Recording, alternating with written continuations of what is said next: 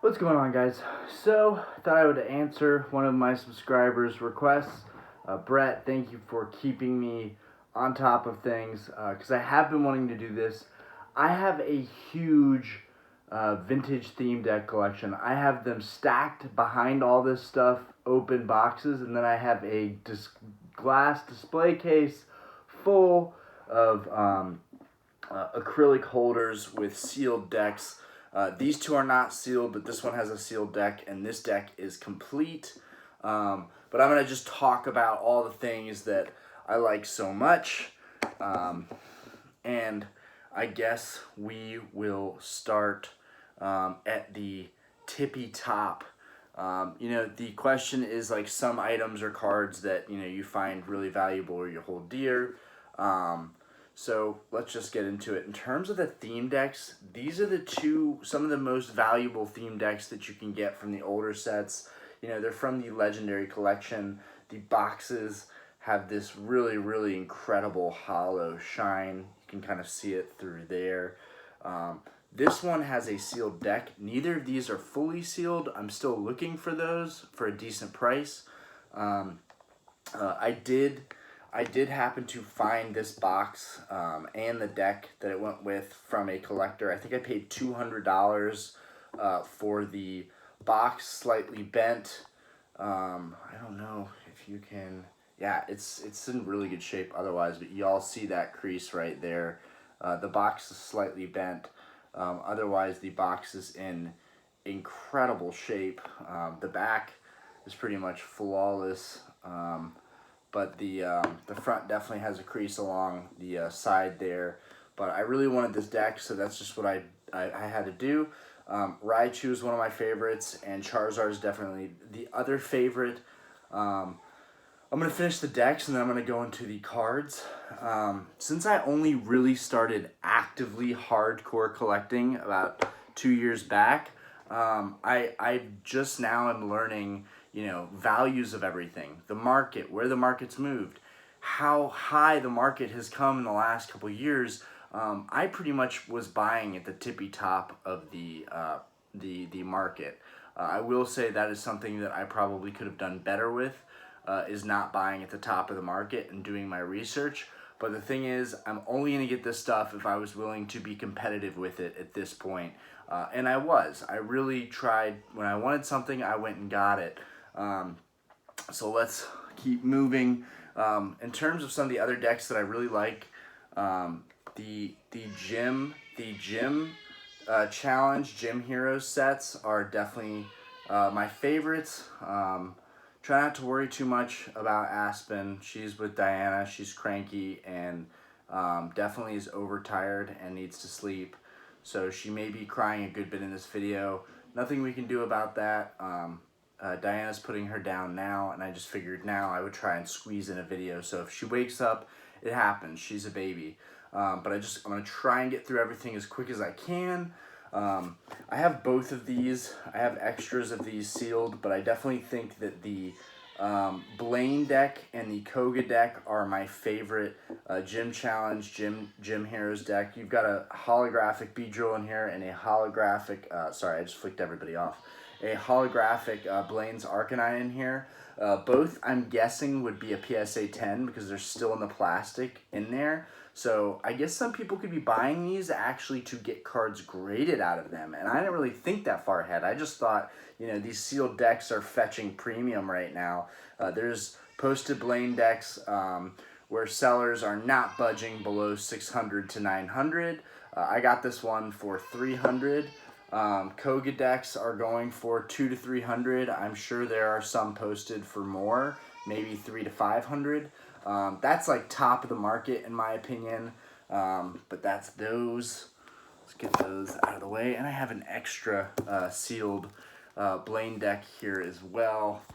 And I'm bidding on 2 more right now. I really, really like the Blaine deck. Then we get into the Aquapolis set. I really, really, really want an Aquapolis booster box, but even the booster box itself, empty, is like $500 right now, which is ridiculous. I'll pay $100 for an empty box if it's in mint condition, maybe $100 150, maybe even 200. But 250 is the most I've ever paid on an empty box. And I got my first edition, I don't know, dang it.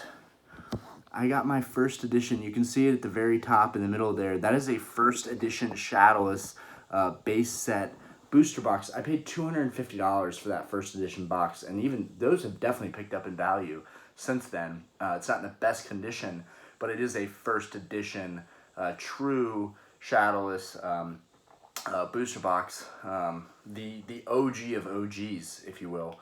But I do have these. This one is not sealed, and I think I paid like $170 for it. It's the outside does not have cellophane. Let me be clear. The inside deck is sealed inside of this Aquapolis theme deck, so I'm very happy with this. The box is in mint condition, as you can see. I don't like the animation on Nidoking, but I just really wanted to complete this set, so I got that deck. And then you've got this one, which is fully sealed. You can see the factory did the seal strip on the bottom, which sometimes you'll find that in decks that it does that, and I feel like that happened a lot, particularly with the Neo sets and into Aquapolis. But it's got this Ninetales on front, which is also kind of a crappy animation. But the deck itself is very nice. These are going for top dollar. I haven't seen any go for bidding this year, all year, and this year I've been like a hawk for theme decks. Every single day I punch in Pokemon theme deck on eBay and I see what's there, and likely if it's a rare deck that someone's bidding against you, it's probably me, because I'm hoarding all of these decks because people are going after the cards so much that I feel like people are forgetting the deck. The main idea with the decks is that like they're only worth what the holographic card is valued at in a high PSA grade. And I think that's a bad way to look at it, because you're getting this full package. You're getting the cards. They're sealed. The box, it's sealed. It's multiple sealed products. So I think those will pick up value, and I'm just trying to find a niche market where I can capitalize off of my investments later down the road. And so far on my Mercari, I've sold about $5,000 worth of vintage Pokemon theme decks. It's really $4,000 after taxes and fees and all that stuff. But it is what it is. It's still good money for old Pokemon cards. And most of those decks I got for $30 or $40 a piece and just sat on for a little bit. Some of them I did kind of pull out of the bin, a year later. But for the most part, I didn't have to sit on that product that long. Anyways, moving forward, I guess we're kind of keeping the age. We're kind of keeping we're doing the oldest stuff. Well, no, we've still got some older stuff to do still. But we've got these Neo decks. I actually bought these together from the same seller. It actually had the original sticker, and it was taking up a big quadrant of the deck. So I used my blow dryer to get these stickers off, and then there was a little bit of residue. I could have definitely damaged this cellophane. I managed to not damage the cellophane, but then I used a little bit, just a tab of Goo Gone on a microfiber to get that sticker residue off of both of these on the front. The decks were still sealed. Obviously, they're still in good condition. You can tell that there's some like wrinkles and ruffles that could have been created from me kind of messing with it, trying to get those stickers off. I could have left the stickers on, but I just think they look really, really nice without the stickers on there. Azumarill's cool, but mainly this Typhlosion deck, which is the one that goes for more. There are like none of these, and it just looks really, really cool. You get a dark Typhlosion in this deck. In this deck, you get a light Azumarill. I don't know if you guys can see that well. I definitely need to get a new phone to do these videos on. But yeah, this is my theme deck collection. For those of you that are already subscribed, I appreciate you just jumping along for the ride while I've been doing these. I actually am fighting so much exhaustion right now. On top of that, I think I'm sick. My ears kind of have been ringing a little bit lately, and my wife says I sound really sick, and I kind of come down with sweats every other day. I think it's allergies mainly. My throat's been super itchy. It goes away for the most of the day, and then the next morning I wake up and it's like painfully dry. Could be strep, I don't know. But for the most part, I'm sorry guys if I sound kind of goofy right now. That it is what it is. Um, so yeah, these two were big when I got those. I was happy to get those out of the way. And then last but not least, well not last, we've got the Thunderstorm. You know, there's so many to talk about. You know, there's the whole base set. You know, all of the 4 original decks, which are up there, right there. You know, you can see Zap and you can see the Blackout deck. But I have the 4 original decks. You know, all the decks are in their displays. Then I have extras on extras on extras. And then I have 6 decks that are the base set decks, but they're shadowless. They're all opened. I bought them that way, about 100 to 150 per. I'm always buying shadowless decks. Right now, there's one on eBay. It's a Zap shadowless deck, but it's for $195.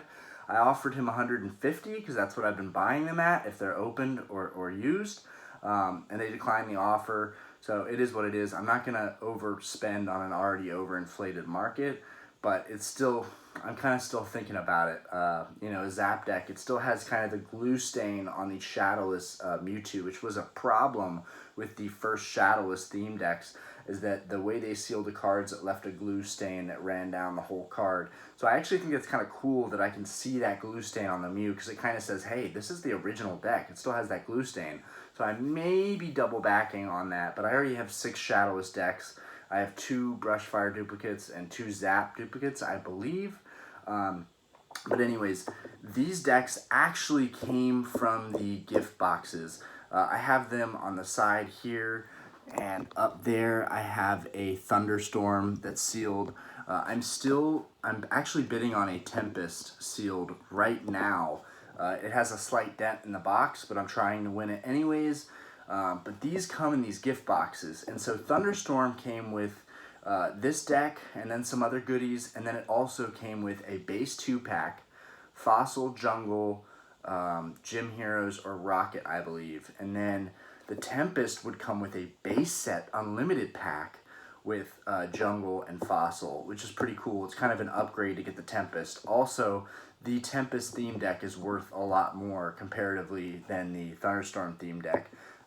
It used to be when I was, you know, 2 years back, if I saw this deck sealed for 200, I probably would have grabbed it, not knowing that it comes from a box, just because I was like, oh, I haven't seen those theme decks before. They're kind of weird. This one's got Poliwhirl and Zapdos, and this one's got Psyduck and Zapdos. But and I recently just sold one. They were very happy with what they got. That's a perfect example. I bought that box and theme deck for, I think, $60 net, and I think I sold it for like $150 or something like that, which pretty much was an 100% turnaround on that. Granted, you know, if you were to buy cards back in 2016, 2017, you'd be seeing hundreds of percents, you know, in turnaround, like 600% return on like a PSA graded card you bought. You know, Z&G Emporium is I'm subscribing to a ton of new YouTubers. I'm trying to learn every day and bring their knowledge into this channel and talk more about the product, and less about openings and cards that I'm chasing after. You know, I feel like I got kind of in the zone, like in a rabbit hole, but I really want to talk more about the hobby and the history. You know, I do want to dedicate one video to the history of Pokemon in general, just because I don't know enough about the history, and I really should, for calling myself an enthusiast and a big-time collector. But let's continue with this. And then some of the newer stuff that came out around the 2000s, these are not the best examples. I still have them inside of the case. I have 2 not sealed in cellophane, but the decks are sealed, which is really the main part to me and everyone else, because they want the cards sealed. I get it. Now I understand why those were open and the decks were sealed, because it says one randomly selected hollow foil card will be in there. That makes sense. So that means that it's not just these that are collectible, it's actually the fact that you don't know what card is going to be in there. Anyways, I bought these used ones that were opened for $40 a piece. I'm super thrilled with that purchase. I always have been. I think these are really sick, even used, for 40 bucks a piece. The boxes are in really, really nice shape for how cheap I paid for it. But then the other ones I have are even more minty, and the cards are sealed. But the decks are sealed, but now that I realize that there's a random hollow foil card, that is why those were sold, because they were hoping there would be a nice hollow foil card in there, and there wasn't. So now I'm learning every day.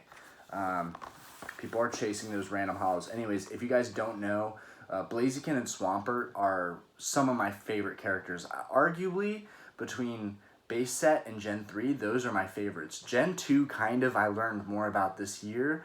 And I love Typhlosion, always have. Feraligator's sick. Meganium is sick, or Meganium, whatever you want to call it. But I really, really like Sceptile and Swampert and Blaziken. It would have been really sick to see a Sceptile deck, the grass starter type. It evolves from Trico. I'm trying to remember if that's the final form, Sceptile, but I'm blanking out right now. Okay, so we've talked about the decks. Now I'm going to talk about some cards that I hold dear, as well as newer cards that I've pulled that I think are really, really cool. So this is a reverse Arcanine. Arguably not worth anything, but I just think it's a really, really cool artwork, and it is, I believe, a rare. Yeah, so this is out of Fusion Strike, but I think the artwork is really, really good, and I just wanted to put him in a slab immediately, as I pulled several that weren't reverses, and then I pulled this reverse. Now, if they have him in a regular holo, I don't know. If somebody wants to answer if they have him in a regular holo, I'll definitely be buying that card, because I'm sure it's cheap with how many of these were printed. And how recent the supply is, but I really, really like Arcanine. That's why I think I like Blaine's deck so much, is because it has Arcanine. And then I pulled this one out of Fusion Strike. It is a holographic Steelix. It looks really, really cool. I really like that they're having Steelix debuted in these newer sets. I pulled this one actually recently in a video, Starmie. This artwork is amazing. Kudos to that artist who designed this one. I realize there's not going to be big money in terms of what I'll get back on these down the road, but it was fun opening these sets, and I don't plan to open any newer sets for a while. I think I'll be sticking with the vintage stuff and keeping you guys updated on where the market's going, stuff of that nature. I'm still going to open a couple packs. I still have 40 or 50 maybe of the newer packs that aren't on my display, in my display box. For those of you who are new, I had this display box that I begged GameStop to give me. Put this over there. And I just have a bunch of packs sitting on there that I hope down the road will be worth something. I have this Butterfree that I pulled. Let's see, I pulled that out of Fusion Strike as well. A lot of really nice holos I pulled out of Fusion Strike. So, yay Fusion Strike. Go Fusion Strike. I really, really like Butterfree. As much as I'm against derpy cards, I think Butterfree is really, really cool. And I'm a big fan. Let's see. This Entei that I got, I have no idea actually where this Entei came out of. I'm actually not sure where this Entei came from, but he's really, really sick. And the artwork is really cool. Super cheap card, but still looks cool, and I just wanted to put it in these magnetic slabs anyways. Then these are probably my two favorites from these newer sets. This one is out of Darkness Ablaze, Blaziken, which makes sense, Darkness Ablaze, Blaziken. And then this one is out of Fusion Strike. They're both, the artworks on both these cards just looks great. Both of them are so well done, and just perfect for me as a collector. These are two of my favorite Pokemon. So to me it's kind of like a Charizard and a Blastoise. They're not comparable in these sets at all, but that's kind of what they mean to me. And then, as far as derpy cards, I found this out of the bookstore that I bought a bunch of bulk cards from. I actually paid top dollar. I think I paid $40 to $50 for this card, so definitely top of the market. But I really, really like Pikachu. I have a huge stack of Pikachus, which I will show you guys that. But I just think it's a really derpy looking card. It's like full art Pikachu, Ash's Pikachu, yeah. Pikachu, and it just looks really, he's a really cute little guy, and it's probably one of my derpier cards that I actually really, really like. It is a holo, hard to see that. See if I can show that to you guys a little bit better. There we go. Yeah, it doesn't really show that holo all that well, but moving forward, definitely one of my one of my favorite cards ever. The Shadowless Raichu. To me, this card is just as valuable to a Charizard in some respects, which is why I think I bought so many Raichus, and why I also got 2 graded Pikachus, because I just really like Raichu and Pikachu. It's definitely, it's one of the most iconic characters, if not the most iconic character of the whole series. Everyone knows Pikachu. Raichu should be just as well known, but I think everybody knows Pikachu. But Raichu's just sick. It's just a really nice card, and this is a Shadowless version. I definitely want to get a PSA graded Shadowless Raichu. And then, of course, I've brought these up several times as I've been getting the PSA Shadowless cards. I've got my Shadowless Charizard, which is it's a really nice card. Shadowless Blastoise. There's so much to show you guys. I feel like I just can't fit what I want to into the video. And then this Venusaur, which you got oh no, that's not the graded one I got recently. This one is nicer than the graded one I got recently. Actually, all of my Shadows cards are nicer than the cards that I got, probably because I paid top dollar on these Shadowless cards, whereas I actually am trying to get a low grade for the graded ones that I have. Oh, and then another card that is out of Evolving Skies that I just really, really liked is this Raichu. This Raichu is super cheap, but he's just, it's a beautiful artwork. I was so happy when I got this Raichu. It's just a really, really cool card, and the artwork is great for it. Some of you may be familiar with this card if you've opened the newer sets, some of you maybe not. But yeah, that's that. And then I have a PSA 7, but this is my PSA 8. One of my favorite cards that I own is actually the Shadowless Red Cheeks Pikachu. I have one that I think I bought at mint pretty much. It was sold by somebody who was using a jeweler loop for the photos and a grid mat. So it's a very, very nice raw Red Cheek Pikachu that I may send in someday for grading in hopes to get like a 9 or a 10. But this one's pretty dang perfect. And it got an 8, so I'm pretty nervous about sending in something like that, and then having to wait on it. But I'm pretty confident I have a 9 or a 10 for that Red Cheeks Pikachu, and I think I paid $50 for it, which is probably a little on the high end. But I just really, really like this card, and so I had to get one, if not a first edition, just the Red Cheeks. Anything is better than just the Yellow Cheeks, because Yellow Cheeks it's not accurate. They didn't have Yellow Cheeks. Raichu has the Yellow Cheeks, but Pikachu doesn't. He has Red Cheeks, so why would you want the Yellow Cheeks? And the funny thing is the Red Cheeks Pikachu was more of an error card than the Yellow Cheeks, which I find kind of funny. Alright, yeah, so that's that. And, oh, missing a couple here. So these are out of Vivid Voltage. They are all amazing rares. They're all really, really cool, amazing rares.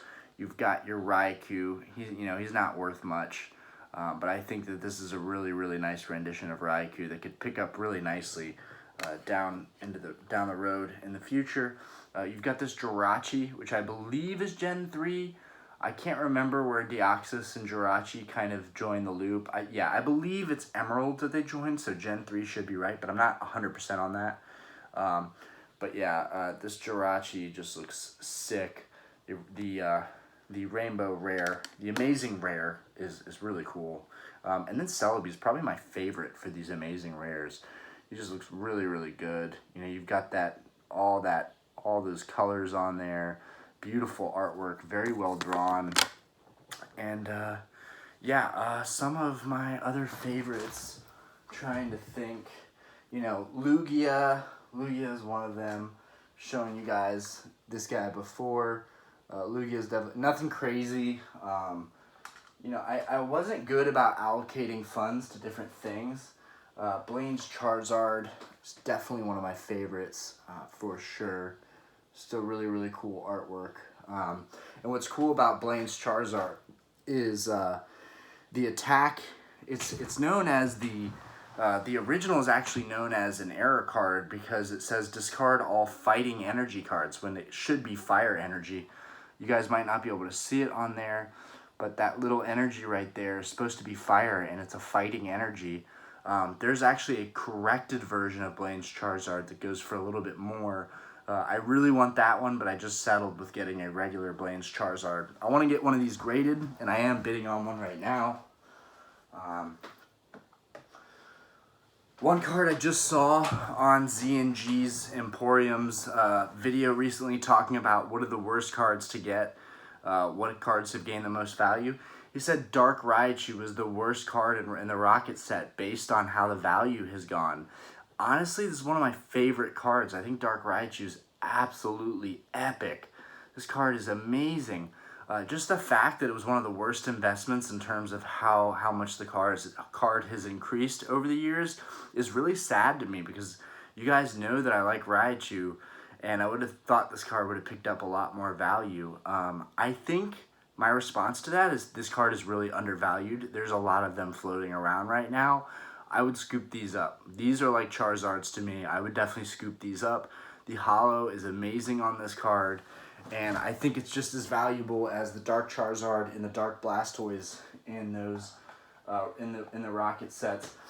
This is kind of a random one. It's one of my very few first editions. I have a Mr. Mime that's a first edition, but from Jungle Set, I believe. But I don't have a lot of first editions. This one was from Neo Discovery. I really, really like Houndour and Houndoom. So I got this first edition. I don't know if you guys can see the stamp because it's dark. Gosh, I can barely see the stamp.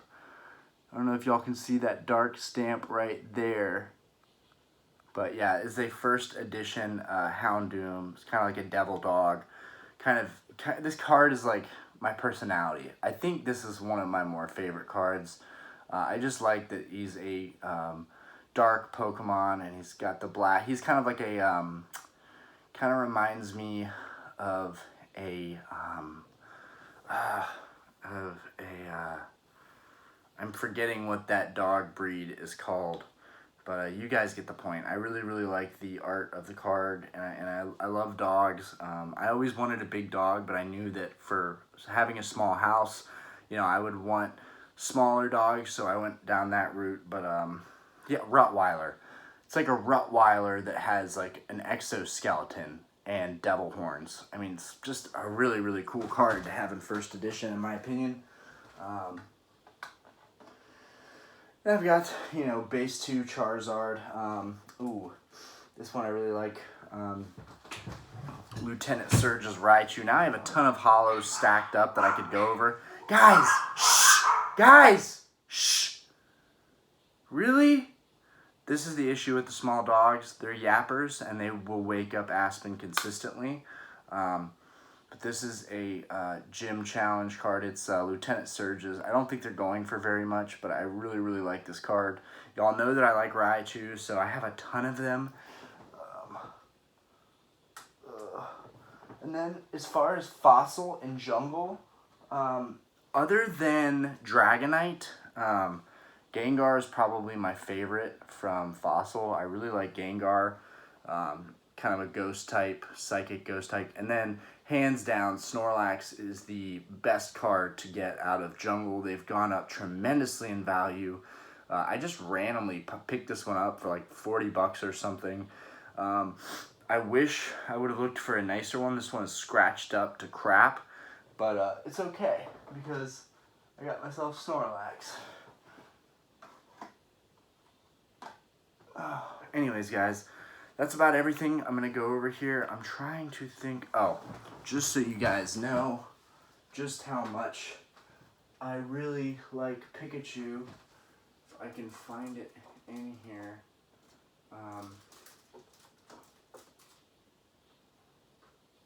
I really like the Celebrations cards. I really like the Celebration Holos, you know, Venusaur, Charizard, Blastoise. Most notably, and I need to be careful with these because they are in the original holders, I really, really like these gold cards. They came out of the Ultra Premium Collection box. I still have 2 more that are sitting, but I really, really like this Pikachu. I would love to get this graded by Beckett or something. maybe PSA, but I'm thinking Beckett after watching some other videos. I like the Beckett slabs. I like how they have the gold insert. I don't know if that was just a thing a year ago and they don't do them now. But yeah, getting both these graded are going to be crucial. Is going to be crucial. But I really like these gold collection cards, or gold cards from the Ultra Premium Celebration collection. And then, let's see, right, to wrap the video up, and I have a ton of random first edition commons and uncommons just from collecting over the years, but I just want to show you guys, I saved my common Pikachus. I love Pikachu. I think Pikachus will pick up in value down the road, and I think Evolving Skies has one of the best. I just have a crap ton of Pikachus, all from Evolving Skies. There's a stack from Evolving Skies. There's so many of them, but I love him. Here's a Japanese one. It's pretty cool. Oh, we've got Charmeleon. I guess these are starters now. No, another Pikachu. I have some celebrations. This one is from Sword and Shield. I really like him too. I don't know where all these artworks are from. This is a Raichu. I'm very dedicated to Raichu and Pikachu though. And I was serious, guys. Like, I really, I definitely, they're my favorite. Hands down. There's a couple Sword and Shield ones. Ooh, I got low battery. This Raichu, I showed that artwork already. Ooh, this Pikachu is cool. I'm not sure what sets they're from. Not sure what the set he is from. Really cool. But yeah, that's that. Pikachu's definitely one of my favorite characters. Most iconic card, I feel like for me, will always be like a first edition PSA 10 Pikachu. I really like these guys. I think it's trending like $10,000 right now, or that's what it's for sale for right now. Last time I looked, which was a while ago. Anyways, guys, thanks for watching. There's a lot of stuff I didn't talk about. There's just, for anybody with a big collection, it's easier to do as you're building it up. I would recommend, if you want to do a YouTube, do it as you're accumulating stuff, because then it'll be easier to talk about. Whereas if you let all this stuff pile up, then you're just going to have so much stuff and kind of be disorganized like I am, trying to figure out what, areas you want to talk about. But anyways, peace, guys. Something I learned today, and I think it's pretty obvious, Muck is one of the worst investment hollows you could get. Polyrath is another unfortunate one. I actually kind of like Polyrath, so it's kind of sad. I like Polyrath, and apparently it's one of the worst investments in Pokemon. I think I paid top dollar for a Shadowless Polyrath. I think maybe like $50 for like just a near mint Shadowless Polyrath, which would make sense because graded 10, they're like, I think 200 maybe, something like that. Not a lot of value gained out of that card. But anyways, peace out. Oh, one more thing actually. The Charizard you get out of the Lava theme deck, it's such a nice hyped up box, and they're going for so much money right now. I guess because you'll get a random holo in there that's going to be a 10. But I really wish they would have added at least a holographic legendary Charizard. This is the non-holo that comes in the deck. I just decided to sleeve it and put it in its own card holder. Now, everything is not original with this deck. I actually got this card separately to complete the deck. The owner wanted to sell me his non-holo legendary collection Charizard. I had no idea what the grade was, and they wanted $150. I paid $50 for this one, so I'm pretty happy with that overall. The centering is really good. There's not a lot of edge wear. Anyways, that is a wrap, guys. Thank you for watching. I'm going to clean up all this stuff. I definitely think right now, if you can't afford a first edition Shadowless Charizard, or just a first edition Charizard, I shouldn't even call it Shadowless, it's just a habit. If you can't afford that, the next bump down is going to be these Shadowless Charizards. So I think this is definitely a good way to go, especially not graded. I think getting them graded yourself is going to be one of the fun things that I get into. If they open PSA again, that's going to be crazy. And that's a whole other video that I'll do talking about what will happen when PSA is accepting like bulk submissions again. If that happens, everything is so expensive these days. All of services and every industry has like gone up tremendously in price. I got in a car accident with my E46 M3 BMW. For those of you who don't know, that's kind of like a vintage BMW. It's a 2004. It's a really, really nice car. I absolutely love it. I just love the boxy design style of it. Anyways, I had a fender bender into a pole. One of the lanes on the highway ended. Anyways, long story short, I ended up in a pole, and the repair was a couple $1,000s. It's been there now for 2 months, going on 3 months, and really haven't been any updates other than they got the car rolling again, and everything works as it should, and they're really just waiting for cosmetic stuff now. And it just sucks to know that that car is sitting in the rain, probably outside, probably draining the battery, which is a new battery, all because everything, all the supply chains, distributions, everything is messed up. So I really don't see PSA just opening up like that again, especially because they need the manpower and they need the labor and the workforce. And right now, no one wants to work. So I don't know if it's just going to turn around. We might experience a larger bubble going into another year, but that could very well change if PSA opens. Now, if they do open, vintage doesn't mean that there's short supply. People are sitting on cards at home. I have all these vintage cards stacked up, and some of them are rares. Most of them are uncommons and commons, but some of them are rare non-hollows, and I could easily send all this stuff to PSA if I had bulk grading, which would flood the market with cards, but not necessarily the cards that people are looking for. So I think that's something important to keep in mind. I do have several base set Charizards that are sitting in magnetic slabs. So it would be cool if PSA opened and I could send several Charizards to get grading.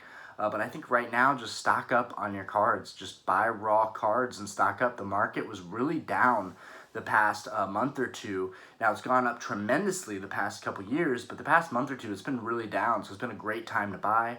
I bought a lot of stuff at the bottom of the market, and I'm already seeing the market rise. I got my Blaine deck for $300. Before that, I probably paid like $250 or $280. But now I'm seeing them bid all the way up to $400, $500, you know, just below $600 because people don't want to pay $600 for that deck yet. And that's exactly what I told the seller, who was very rude to me about that deck. I already forgot the guy's name, but you know, some people are so rude. But when someone offers you $400 or $500 for a deck you're posting for $600, you should take it, because the chances are the market is gonna come down again, and guys like me are still getting the same deck you have for $600. We're still finding it for $300 or $400. Why? Because we have cash ready and we're constantly looking. So sellers should keep that in mind when they have really ridiculously high prices set. I know it's everyone's preference. You can sell stuff for what you want, but I just feel like if you have it posted for sale, you should be somewhat reasonable, especially if you have an offer up option. Don't put an offer up option if you don't want but $5 less. It's annoying. Anyways, guys, yeah, this is definitely my grail card for the moment, but mainly I have a soft spot for Pikachu.